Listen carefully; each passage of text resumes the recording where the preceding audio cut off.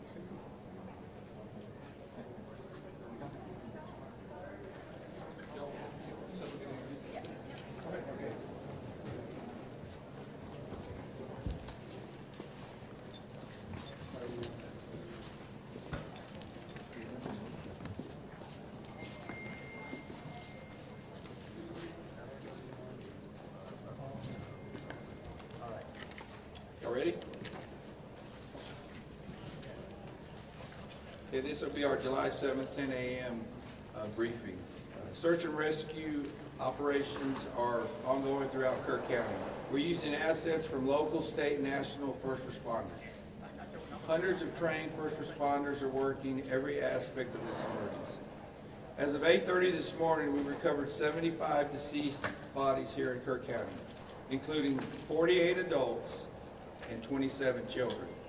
Of this 48 adults and 27 children, 15 adults and 9 children are pending identification. At present, there are 10 campers from Camp Mystic unaccounted for and 1 counselor. We continue to offer our condolences to those affected. Reuniting the families remain our top priority here on this operation. Please note that Highway 39 of an Old Ingram Loop remains closed to the public. Other than those who live in that area would not be allowed out there. I will now turn it over to City Manager Dalton Rice. Good morning, Dalton Rice, the City Manager for the City of Kerrville. As everybody knows, we are working in conjunction with the city under a unified command response and again, a lot of devastation. Our hearts go out to the families and the victims. We want to continue to work together as a community. We love the media support on this to be able to communicate that message, communicate family, communicate togetherness, and we really appreciate all the support in helping us be able to do that. Search and rescue as the sheriff said, search and rescue operations will continue today from Hunt in North Kerr County all the way to Canyon Lake in Comal County. Now, we're only focused on the Kerr County side, but we wanted to talk about that because a linear from Hunt all the way to Comal County in a straight line distance is over 100 kilometers. This is a massive field that is happening, and again, this is unprecedented flood events. So we are still currently in the primary search phase, which is the rapid one. They are running it, we have different segments that are gridded out. Each one of those segments are taking anywhere between an hour to 3 hours, up to 2 kilometers for each segment. So what that means is they're running into a lot of technical challenges with terrain, with water, even potentially, with weather, in the rising fields. We've talked about this before.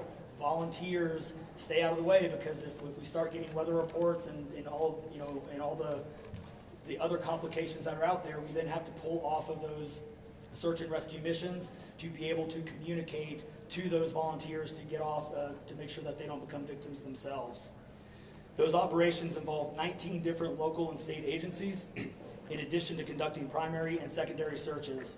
They will be conducting welfare checks on areas in North Kerr County impacted by power outages. And when we say search and rescue operations, that is boat, walking, on the ground, dogs, drones. Again, keep personal drones out of the air. Helicopters. We do have other assets that are continuing to search as well. As of present, KPUB, which is the Kerrville Public Utility Board, is reporting continued power outages between Hunt and Ingram along the South Fork of the Guadalupe River in Hunt. In the South Fork area, there are approximately 40 down power lines and significant infrastructure damage. KPUB has brought in additional utility personnel to help with restoration, but it's not possible at this time when the power is going to be restored. There are some substations along with those power lines that we are still trying to get access to just from debris buildup or them being completely wiped out. So we do not have an estimated time on when those are going to be fixed. We continue to have substantial number of requests for volunteers, as I said before, and donation opportunities. We are asking those who want to volunteer to contact the Salvation Army in Kerrville by phone at 830-465-4797 or in person at 855 Hayes Street in Kerrville. Monetary donations can be made on the Community Foundation of the Texas Hill Country's website at www.communityfoundation.net. They have a Kerr County Relief Fund set up on that site. And I will now turn it over to the Mayor, Joe Herring. Thank you for being here. I need to tell my community and those families who are waiting, this will be a rough week. Primary search continues, and we remain hopeful every foot, every mile, every bend of the river. Our work continues. You need to know that we have been blessed with help from the community, from the state, and the nation. We have trained experts who are helping in this effort. If you want to volunteer, it is important that you contact Kerrville Salvation Army and register. Dalton gave that number, but I'm going to give it again. 830-465-4797. We need focused and coordinated volunteers, not random people just showing up and doing what they do. We need to work together. As Dalton said, donations have been flowing in from around the world to the Community Foundation. Again, that website is communityfoundation.net. Please follow the City of Kerrville's Facebook page for updates. They're accurate. We take a lot of time to make sure we send out information that will be helpful, not only to residents, but those who are visiting.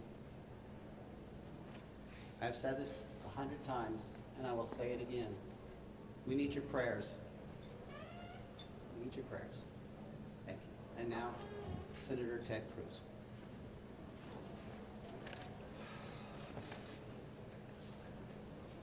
Texas is grieving right now.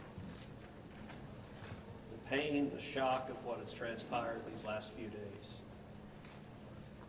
has broken the heart of our state. As of yesterday, the confirmed death toll was 82, and those numbers are continuing to go up. The children, the little girls who were lost in Camp Mystic. It's every parent's nightmare. Every mom and dad. Last week, we were picking up our daughter from camp here in Hunt. Our girls have gone to camp here for a decade. The Hill Country is an incredible part of Texas, part of the country. The natural beauty here is incredible. The camps that have raised generations of little girls and little boys and instilled character and love and faith are extraordinary institutions. And I'll tell you the pain in our state. And it's every part of the state. You've got Texans from all over the state who were here celebrating the 4th of July.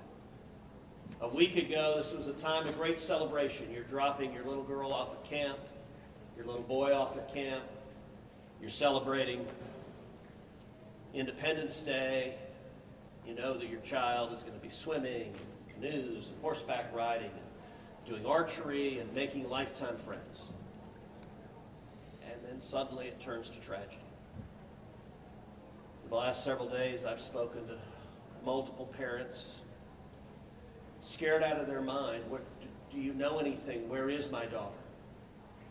There's still 10 girls and 1 counselor from Camp Mystic that are unaccounted for. And the pain and agony of not knowing your child's whereabouts. It's the worst thing imagined. But I want to say, in the face of all of this, it is simultaneously inspiring. Every time there's a tragedy, every time there's a natural disaster in Texas, Texans come together. Texas is a big state. We've got 31 million people, and we have hurricanes, we have tornadoes, we have wildfires. Tragedies hit this state, natural disasters hit this state, and without fail, 100 out of 100 times when that happens, we see Texans coming together, helping each other, engaging in acts of heroism. There have been over 850 high water rescues since this flooding began. 850. You look at extraordinary stories of Eagle Scouts pulling campers out of harm's way. I was just hearing a story of one counselor whose head was right at the water holding up 2 mattresses with campers on those mattresses. That kind of courage, that kind of selflessness. And then they're the first responders. The local first responders, I want to thank every one of the first responders at the local level, at the city level, at the county level, at the state level, at the federal level. In the first few hours of this flood, I was on the phone with Governor Abbott. I was on the phone with Lieutenant Governor Dan Patrick. I was on the phone with Nim Kidd, the head of the Texas Department of Emergency Management. And then I called President Trump. I called President Trump. He was having dinner at the time. It was still early in what was transpiring. And I wanted him to know, I said, Mr. President, everything we're hearing right now, this appears to be bad, really bad. There may be a very significant loss of life unfolding right now in Texas. And I will tell you, the President said, Ted, anything Texas needs, the answer is yes. Whatever assets you need, whatever resources you need, yes, let us know, and we will provide everything. Within hours, we had helicopters, over a dozen helicopters in the air. National Guard, DPS, game wardens, Coast Guard, doing search and rescue, reaching down. We've all seen the videos of little girls being pulled up, hoisted out of harm's way. Incredible courage and heroism. Search and rescue is the first stage. But the process of coming together and rebuilding is going to take longer. And I will say to all the grieving families, to all of those who've gotten the worst news imaginable, that your little girl, she's gone. I will say for many of us, those are friends and neighbors who've lost children. Got multiple kids who go to school with my girls.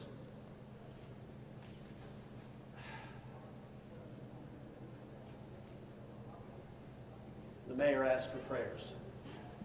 And I want to say thank you to the millions of Texans, to the millions of Americans, to the millions of people all over the world right now who are praying for Texas and praying for those parents.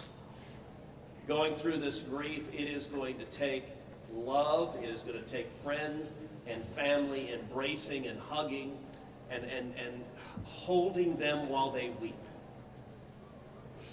And it's going to take the church. With every disaster, one of the things we see here in Texas is the church steps up and the church helps and the church feeds and clothes and comforts. This morning I met with a group of chaplains who've been going through the incredibly difficult process of talking to mom and dad after mom and dad who just lost the most precious person they ever knew. And those chaplains are just trying to love them and show God's love. So I want to say we will come through this. To those in the midst of grief right now, that might seem hard to fathom. But Texas will come through this. And I just want to say thank you. I want to say thank you to these gentlemen here who are working. They are not sleeping. They are working every day. Thank you to the families. Thank you to the Salvation Army. Thank you to everyone who is just reaching out and saying, how can I help?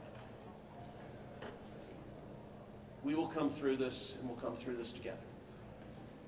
Thank you. And now we'll take questions. Senator, you talked about how you know kids here, how you've taken your own kids to camp. Was it ever communicated to you that there was a need, that it was a priority to have a warning system so people had a chance to escape something like this? Well, listen, I think anytime you're dealing with major rivers, there's a risk of flooding, and there's always been a risk of flooding, particularly on the Guadalupe River. I will say, in the wake of every tragedy, there are things that are predictable. One of the things that's predictable is that you see some people engaging in, I think, partisan games and trying to blame their political opponents for a natural disaster. And you see that with the hurricane, with the tornado, with the wildfire, with this flooding, where people immediately say, well, the hurricane is Donald Trump's fault. You know, look, I think most normal Americans know that's ridiculous, and I think this is not a time for partisan finger-pointing and attacks. Now, after we come through search and rescue, after we come through the process of rebuilding, there will naturally be a period of retrospection where you look back and say, okay, what exactly transpired? What was the timeline? And what could have been done differently to prevent this loss of life? And that's a natural process. I think it should not happen in a bitter and partisan sense, but it should happen in a reasonable sense of saying, what lessons can we learn? And I will give an example. You know, Houston's my hometown. You live on the Gulf Coast, we get hurricanes. That's part of living on the Gulf Coast as hurricanes hit. And I do think Texas as a whole has learned over time how to deal more effectively with hurricanes. And so you look here, we know the National Weather Service put out an emergency warning just after 1 a.m. and a second emergency warning just after 4 a.m. Now, obviously, most people at 1 a.m. and 4 a.m. are asleep. And so I think we will have a reasonable conversation about, A, are there any ways to have earlier detection? And some of that, the limits of a flash flood, they're very difficult because they can arise so quickly. But everyone would agree in hindsight, if we could go back and do it again, we would evacuate particularly those in the most vulnerable areas, the young children in the cabins closest to the water. We would remove them and get them to higher ground if we could go back and do it again. Obviously, everyone would. The people in RVs by the river's edge. We know in disasters like this, RVs and mobile homes are particularly susceptible, whether a flood or a hurricane or a tornado, they're particularly susceptible to that. And so my hope is, in time, we will learn some lessons to implement to next time, and there will be another flood, there will be another disaster. But next time there's a flood, I hope we have in place processes to remove especially the most vulnerable from harm's way. But I think that's going to be a process that will take a careful examination of what happened and how can we implement processes better in the future to prevent this same loss of life.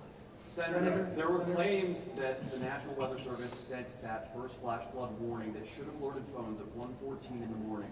But we have a federal public database maintained by PBS Warn, that says the first emergency alert wirelessly here in this area to Kerr County was not until after 9 a.m. That was more than 4 hours after the severe flooding had come to this area. Did you know that? Have you seen that? And what's your response, knowing the state and cuts to NWS in recent months by this administration? So I don't know the source for what you're saying. All of the public reporting I've seen is that there were two alerts that went out, one just after 1 a.m., one after 4 a.m. You know, I can tell you, I talked about the partisan finger pointing. I think there have been some eager to point at the National Weather Service and say cuts there led to a lack of warning.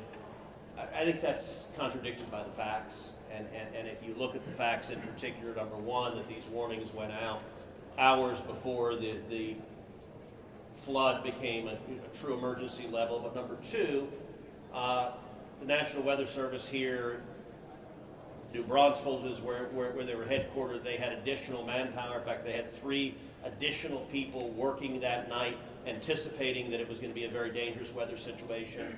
I also think it's worth noting that the National Weather Service Union, which has been very critical of the DOJ cuts, has publicly said that they don't believe that the reduction in staffing had any impact whatsoever on their ability to warn of this event. And so, look, I think it is reasonable over time to engage in a retrospective and say at every level what could have been done better, because all of us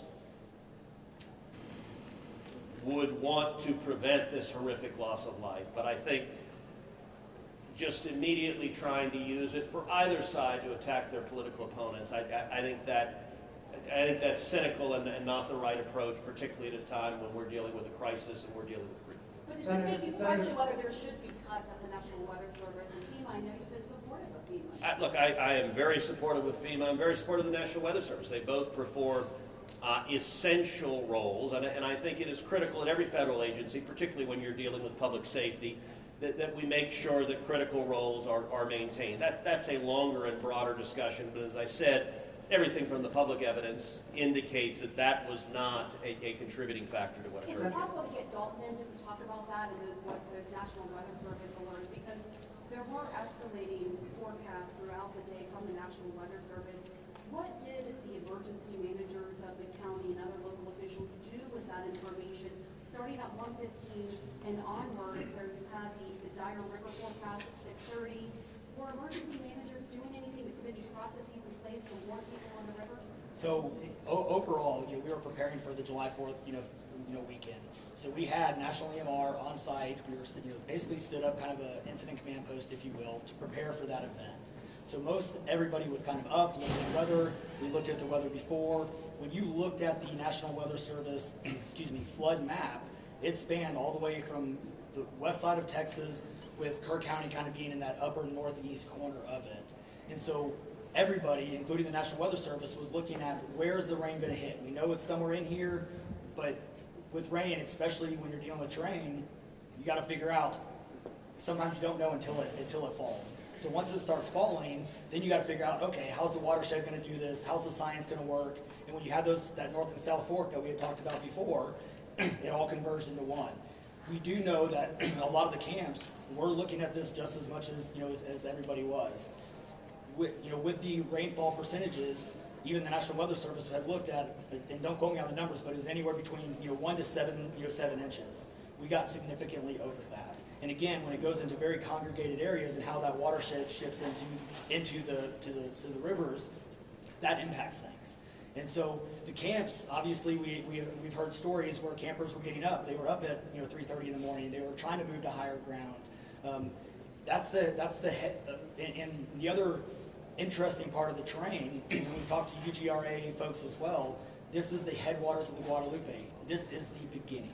This is where everything forms when it comes into the North and South Fork. And so as those things develop, it develops very rapidly, very quickly, and this rose very quickly in a very short amount of time. And so those campers that were able to do that, it worked. There's been the other question, I'll just give this one out.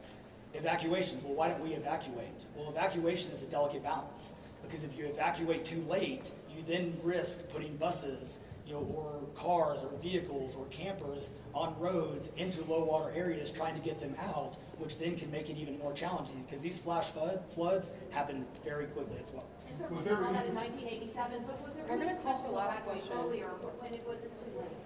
Was there any discussion about that among the officials? Sorry, repeat your Sorry, question. Was there any discussion to evacuate or activate any emergency plans before it was too late, where it would be very dangerous like that? Well, so again, just like disasters in Texas everywhere, it's very tough to make those calls, because what we also don't want to do is cry wolf. We don't want to make sure that we activate it at the right time. It is very difficult, very challenging, especially with this. We're looking at 100 kilometers, right? That's a big straight line distance. That's not even along the river. These areas take a lot of time to get out to. So even when first responders were on the ground at 3:30 in the morning, and we had reports, we had first responders that were getting swept away, actually responding to the first areas of rainfall.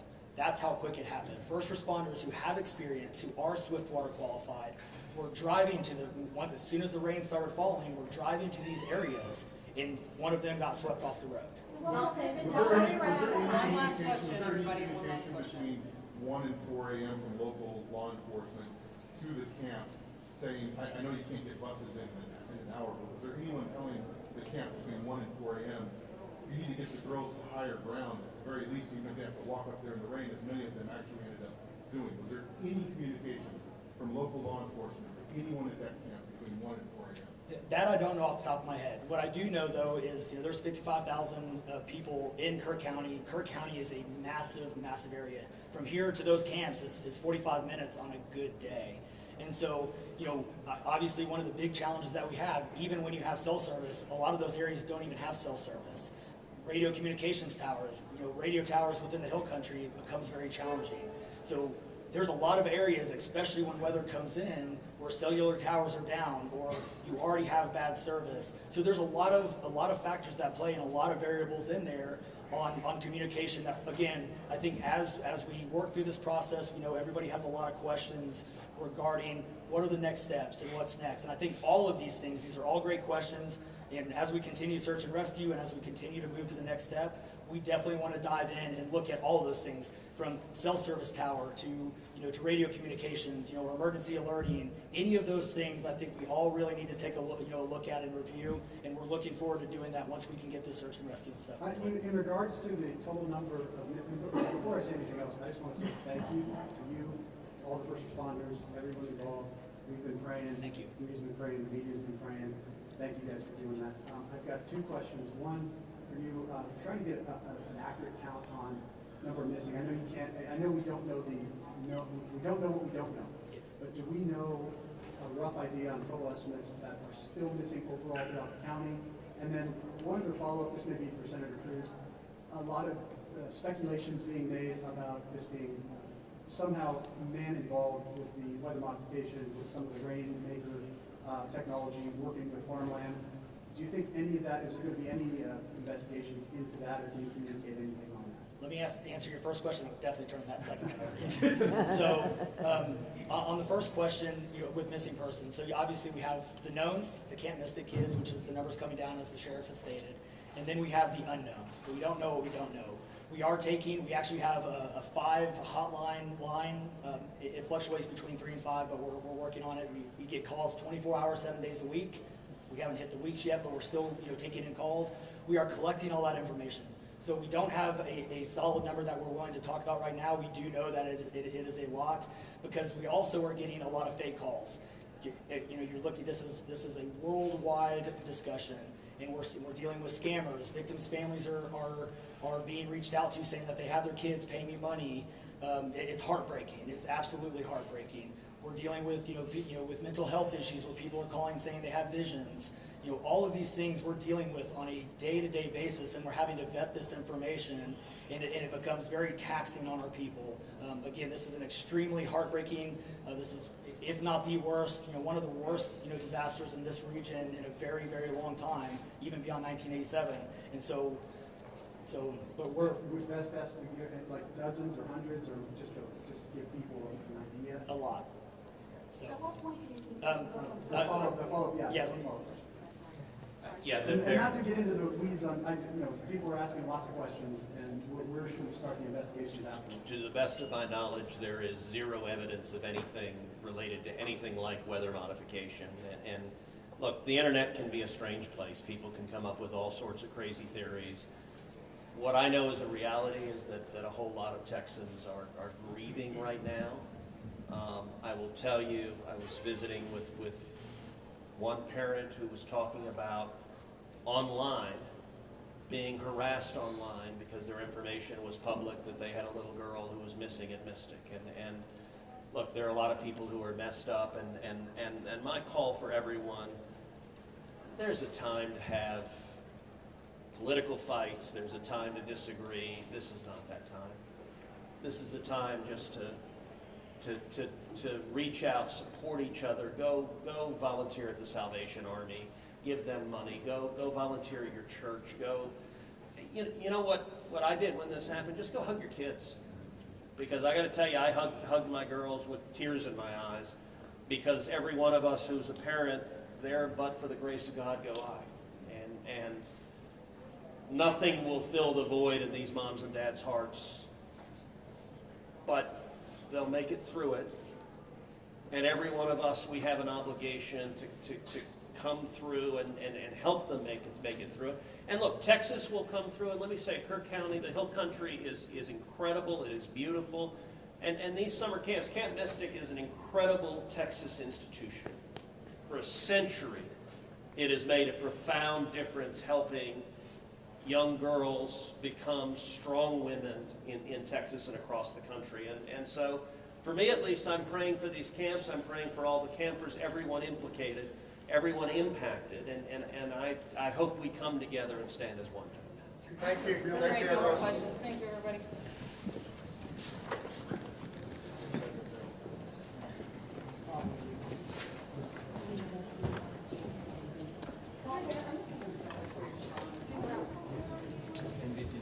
Hey, good morning, folks.